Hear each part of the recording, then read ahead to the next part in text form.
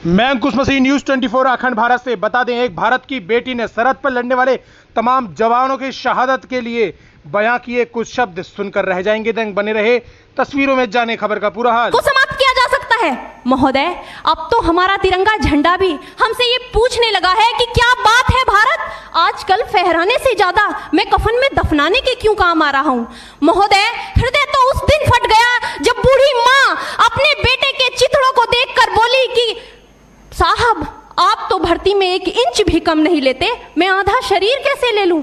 महोदय, आज इन मानवाधिकारों के कारण इन आतंकियों के बंगलों की आकाओं की नाकफनी हंसती है और शहीद हुए हमारे जवानों के आंगन की तुलसी रोती है। जब एक शहीद हुए जवान की विधवा की वेदना चीख चीख कर ये कहती है कि प्यार भी भरपूर गया, मांग का सिंदूर गया, नन्हे नौनिहालों की लंगोटियां चली गई, छोटी छोटी बेटियों की चोटियां चली गई, और आपके लिए तो एक आदमी मरा है साहब, मेरे घर की तो रोटियां ही चली गई। महोदय, किसी भी युद्ध को जीतने के लिए पहल करना सबसे ज्यादा आवश्यक है, क्योंकि इतिहास गवाह है कि पहल करके बड़े बड़े युद्धों के परिणाम बदल दिए गए हैं। परंतु आज मानवाधिकारों के कारण हमारे देश के जवान इस कदर बंधे हुए हैं कि अपनी ड्यूटी पर खड़े होकर भी वो आज पहल करने से डरते हैं, क्योंकि महोदय भविष्य में उन्हें कटघरे में खड़े होने का डर सता रहा होता है। वो ये जानते हैं कि चाहे एक उग्रवादी की राइफल से निकलने वाली गोली को ये तय करना पड़े या ना पड़े कि वो किसे लगेगी, लेकिन हमारी राइफल से निकलने वाली हर गोली को ये निर्णय लेना पड़ता है कि चाहे वो किसी निर्दोष को लगे, दोषी को लगे या ना लगे, परंतु किसी निर्दोष को नहीं लगनी चाहिए। यदि ऐसा हुआ तो ना तो ये समाज हमें छोड़ेगा, ना ही तिल का ताड़ बनाने वाली ये मीडिया हमें छोड़ेगी। और महोदय, मानवाधिकार के तले किसी जवान को दबाकर युद्ध के मैदान में छोड़ देना कोई वीरता नहीं, एक आत्महत्या है। क्योंकि महोदय, फूल को श्रृंगार दो ये मुमकिन नहीं, और एक वीर को झनकार दो ये मुमकिन नहीं। जो हाथ बांध दे सेना के, ऐसे मानवाधिकार का पालन संभव नहीं।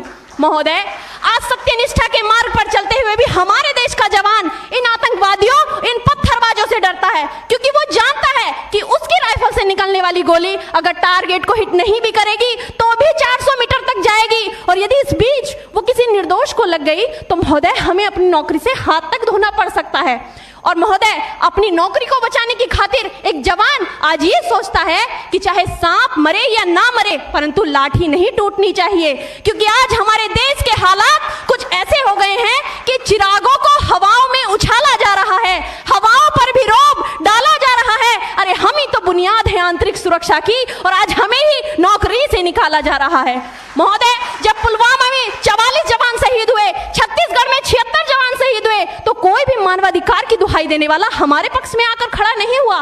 परंतु जब जेएनयू विश्वविद्यालय में एक देशद्रोही के द्वारा भारत तेरे टुकड़े होंगे, अफजल हम शर्मिंदा हैं जैसे देशद्रोही नारे लगते हैं, तो सारे मानवाधिकार के ज्ञाता आकर उसके पक्ष में खड़े हो जाते हैं। तभी तो क्या कहा था उस देशद्रोही ने कि तुम एक अफजल को मारोगे, हर घर से अफजल निकलेगा। तो मैं भारत की बेटी अपनी भारतीय सेना की तरफ से आज ये ऐलान करती हूँ कि उस घर में घुसकर मारेंगे जिस घर से अफजल निकलेगा, वो कोख नहीं पलने देंगे जिस कोख से अफजल निकलेगा। उठो देश के वीर जवानों, तुम सिंह बनकर दहाड़ दो और एक तिरंगा झंडा उस कन्हैया के सीने में गाड़ दो। महोदय, अंत में अपनी वाणी को विराम की ओर ले जाते हुए मैं सिर्फ इतना ही कहना चाहूंगी कि मुझे अफसोस है अपने देश की न्यायिक प्रक्रिया पर, जहां आज भी रात के 12 बजे अजमल कसाब जैसे आतंकी के लिए सर्वोच्च न्यायालय के दरवाजे खोल दिए जाते हैं। ऐसे देश से मानवाधिकारों की अनुपालना करते हुए आतंकवाद और उग्रवाद से कभी नहीं निपटा जा सकता।